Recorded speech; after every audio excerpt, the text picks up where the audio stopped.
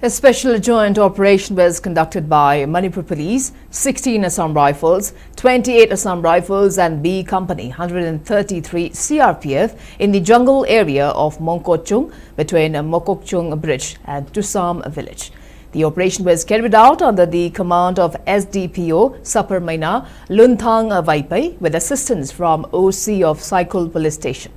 It was conducted under the overall supervision of SP Kangpokpi Rahul Gupta. During the search operation, the team recovered a large cache of arms, ammunition and explosives. The recovered items included 31 firearms, one M16 rifle, 1.303 rifle, 6 pistols, pumpy bombs and ammunition. The arms and ammunition were found concealed at the site and were suspected to have been hidden by unknown miscreants.